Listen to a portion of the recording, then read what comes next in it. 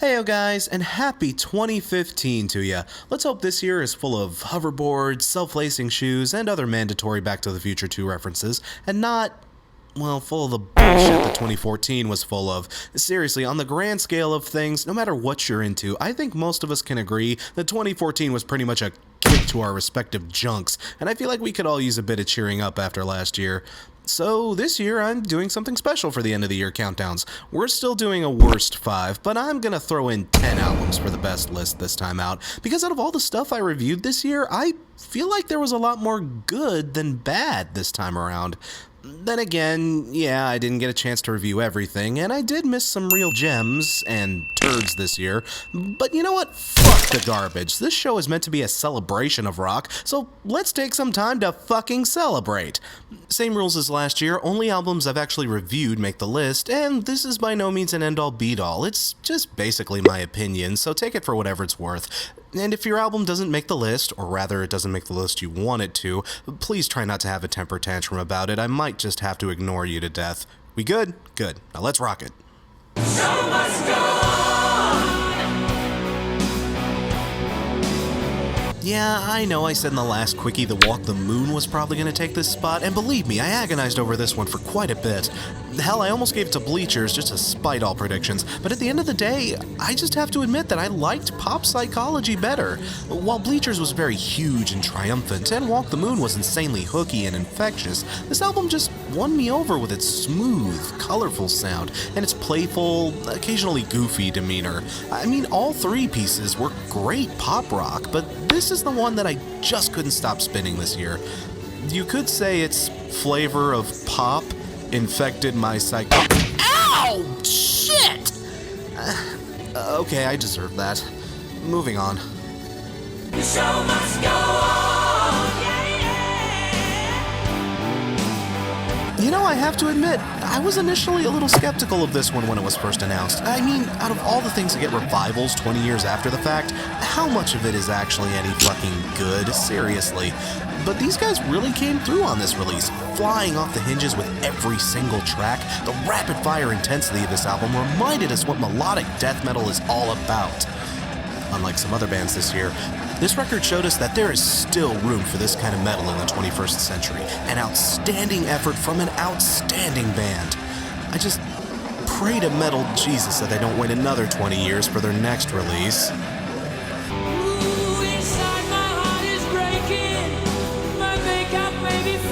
I cannot be the only person who was happy to hear some good old-fashioned Bixler Zavala Rodriguez Lopez style prog punk again. Woot! Speaking as someone that always missed the classic At the Drive-In sound, this album was a breath of fresh air. While I did enjoy some of the better works of the Mars Volta, it's nice to see these guys getting back to their roots, if only to write lyrics that are at least somewhat coherent for a change. The instrumentation on this album was absolutely stellar. Between Rodriguez Lopez's complex chord arrangements and lead work and Flea's rich and vibrant low ending, this is one of the better composed albums of the year. A definite must for any At the Drive-In fan, if only because, well, that reunion you're pining for? No, you're never gonna get it, not this time. You're never gonna get it. But my smile still stays on. Man, you'd think after all this time, Mastodon would start to slow down and lose some of their momentum. But they sure as hell didn't on this album. Holy God, was this a treat. And to think people were worried when they stopped writing songs about Moby Dick and Rasputin that things would start getting boring. Mastodon triumphed big this year, and Once More Around the Sun is another outstanding effort.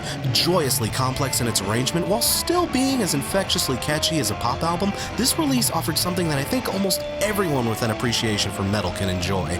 I mean, Mastodon are another one of those rare metal bands that can inject humor, goofiness, and even fun into their music without having it come off as ludicrous. I mean, their biggest video of the year involved a controversy centered around twerking, for fuck's sake. How can you not love these little rapscallions? God, they're like the Little Rascals, only with tattoos and swearing. Cheers, guys. I am sincerely looking forward to the next one.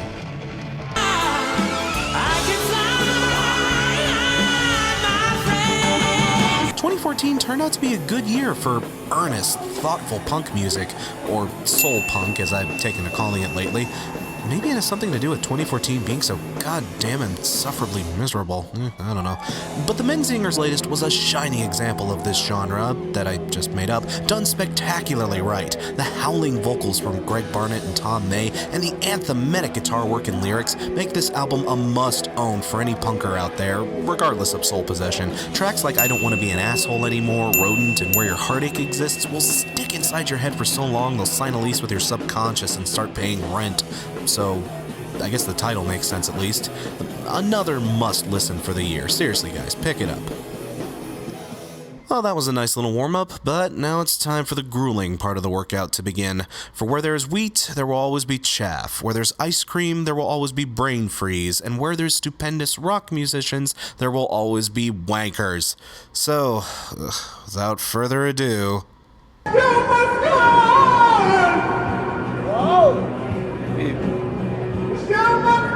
You know it's been a rough year when a Family Force 5 album only makes number 5 on your shit list, in a small twist of irony. Overall, there just wasn't much going on in Christian rock this year. Hell, even Anne Boleyn didn't impress as well as they should have. And I'll admit, maybe this album was a bit of an easy target, but I did kinda enjoy their first album way back in the day, in the same way that one might enjoy The Room or Birdemic Mind. So I thought that maybe 10 years of growth may have knocked some sense into these nitwits, but instead it looks like they were just devoured whole by the dubstep monster. This shit was immature and painful back when I was a freshman at Christian college. Now it's just sad, depressing, and a bit creepy. If you hear this shit playing at your kid's youth group, pull them out of that church immediately. Show must go on.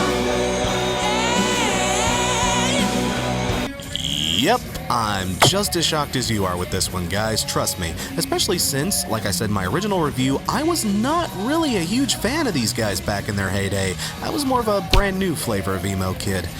Jesus, when the fuck are we gonna get a new album from them, eh? But Taking Back Sunday just came out of nowhere and blew me away with this one. In fact, I'd say this album is the exact opposite of Time Stands Still, because it's from a band that actually matured with the passing of time instead of trading in their dignity for glow sticks and ecstasy. It's a way more compelling record than we could have possibly expected, at least from, you know, that one band that your little sister wouldn't shut up about when she was 12. But it is an outstanding work that isn't really getting the attention it deserves, frankly, and I'm the last person who ever thought he'd be saying this about a TBS record, but seriously, it's legit. Go check it out.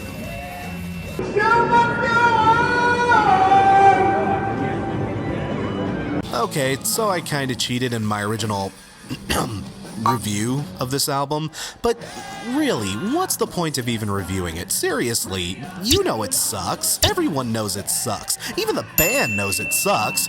For me to say a Nickelback album sucks is like saying the sky is blue, the grass is green, or a new Sonic game blows goats. I considered not even bothering, but when I pressed play on it, the same way one would press play on the tape from The Ring, it turned out to be especially god-awful, even by the low, center-of-the-earth low standards we've set for these guys. With this album, they still somehow managed to slip under the bar. I can't imagine even the most diehard of Nickelback fans was clamoring for a collaboration with Flo Rida, or to have the album soaked in auto-tune. Seriously, the album is caked with the stuff, and it makes Chad Kroeger sound like he's performing ass to mouth with an industrial lathe. When even auto-tune can't fix your shitty vocals, stop fucking singing. I should hope you're not the kind of person that needs me to tell you not to buy a Nickelback album, but, yeah, don't.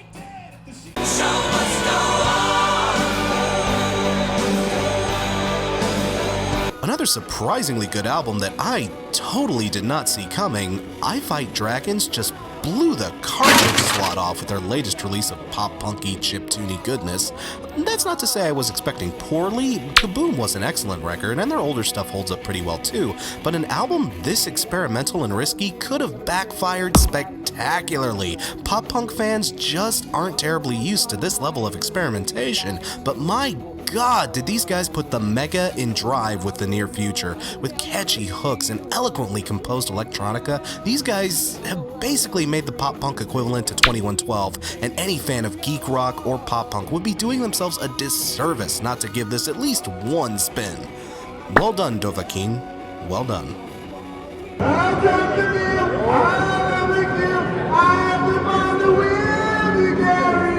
Yeah, go ahead and bitch me out all you like, but this album deserves to be on the shit list. I'm sorry. I mean, I hate that I have to put a Pink Floyd album here, but dear God, this has to be the most boring pile of wank I listened to all year. This was even more boring than Mosquito. I mean, hell, at least Karen O was kinda singing on that record, with over 38 minutes of directionless instrumental noodling and composition that makes a sleepy time tea look like a Red Bull. This album was an absolute chore to sit through. Some people that are actually into the later Floyd stuff have said that this album isn't as bad as everyone has been making it out to be, but speaking as someone who isn't into the later Pink Floyd stuff, this is easily some of the worst Floyd I've ever heard. I mean, even though most of us would go into a Floyd record expecting mellow, this was virtually an aesthetic.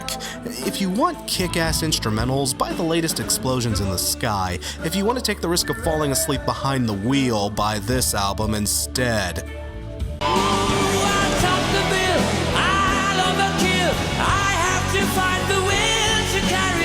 Nani? そのように私を見てはいけない？はい、私はベビーメタルが従来のバンドではないことに同意しますが、私はそれを楽しんでいなかった場合、私は呪われます。彼らは簡単にここで返す見つけたかもしれないが、彼らはしませんでした。この曲はあらゆる真のメタルヘッドが期待するほど非常識と堪能です。と魅力のがあるのはそれ自体が非常に秀逸で楽しい経験のためになれ、音の中によって進出。それはどのよ奇妙なの完全に認識しており、アルバムだし、それ記憶、それは心を込めてそれを表現する。はい、それは真剣にチョコレートとティテの金についてはどか金属の歌を取ることは困難なディエグル。あなたは真剣にあったおからな人間のそれを取ることになっていない。ベビーメタルは簡単に私は長い事件で金属アルバムで持っていたほとんどの楽しみでり、それはあなたが聞いてから自分を否定する必要があり、アルバムではありません。あなたのパレードのメタルヘッドを飲み込むと乗り心地を楽しみください。すべては狐の神よ。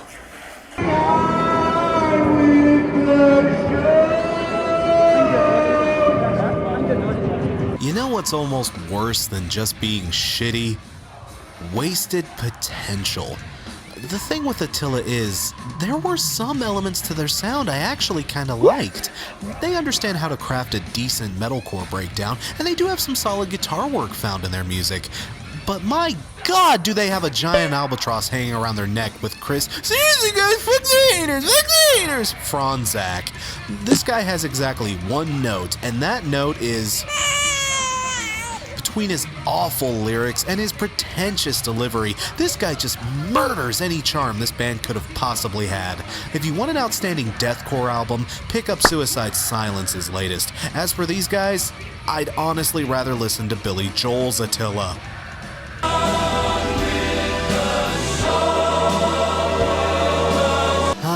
Weezer. Why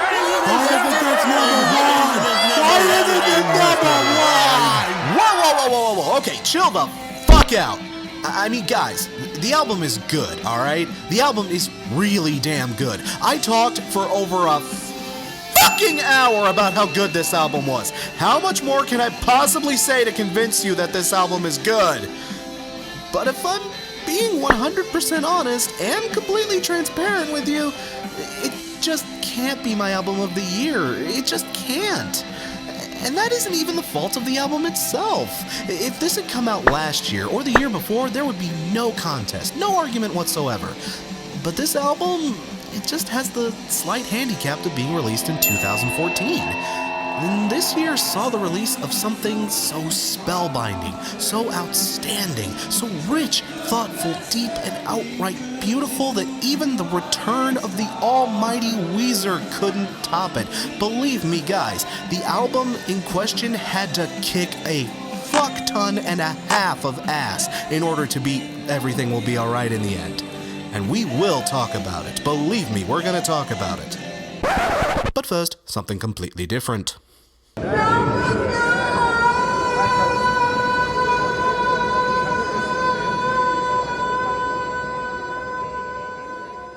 Okay, maybe putting two bands into one spot is kind of cheating, but guys, I honestly couldn't decide which of these two bands was worse. The group of talentless, violent Neanderthal thugs, or the wannabe group of talentless, violent Neanderthal thugs.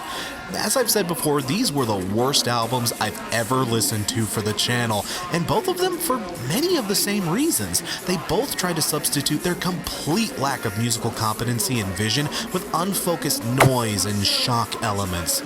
But none of it's shocking, it's all just stupid. Very stupid. And given what I've seen in their lyrics, these guys just appear to be nothing more than sociopaths out to scare people. And to me, rock isn't about that. Rock and metal are not musical genres for sociopaths. Seriously, we like our music the same way Sinatra liked his liquor. Hard, powerful, and robust. This stuff may be loud, but it's painfully weak. It's weak, small-minded little people screeching about how they're better than other weak, small-minded little people in a never-ending circle jerk of meaningless one-upsmanship. It's all chest-pounding and saber-rattling, but ultimately, it's hollow. And good rock isn't hollow. Good rock can reshape your heart, provoke your soul, enlighten your mind, and hell, in the rarest of cases, even change the very world around you. I mean, feel free to disagree with me if you like. That's your right, and I'm certainly not going to rob you of it. But as rockers, we're better than this. We can do better than this, and we deserve better than this. Thankfully, though, even in a year this bloody dire, we did do better than this. Much, much better.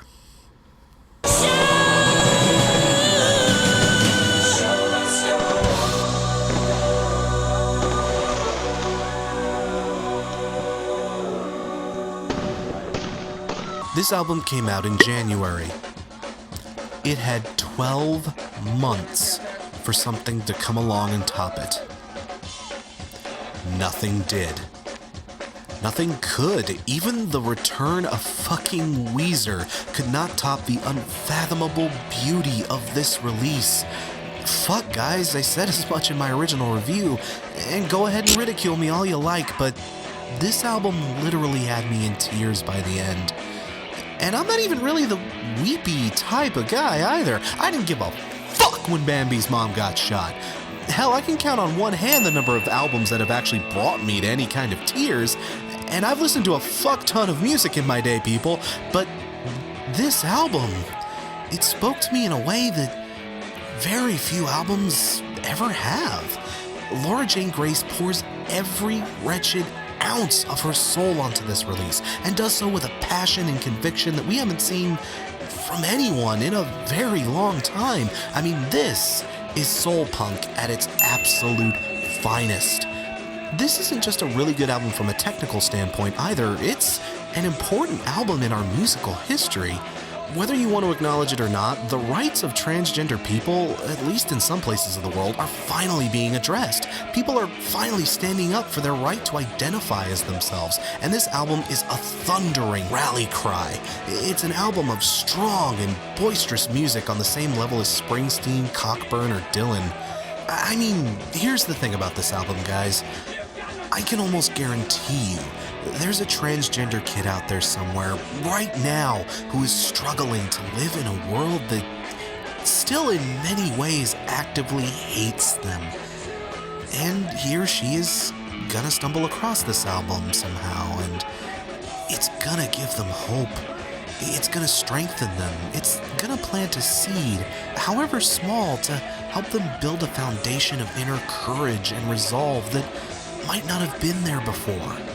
And their life will be, if only in the smallest of ways, easier to get through as a result of it. Growing stronger, building hope, finding love and respect in a community that accepts you for who you are. To me, that's what rock is all about. And this album is a glorious reflection of that. Rock on, Laura Jane. Rock right the fuck on.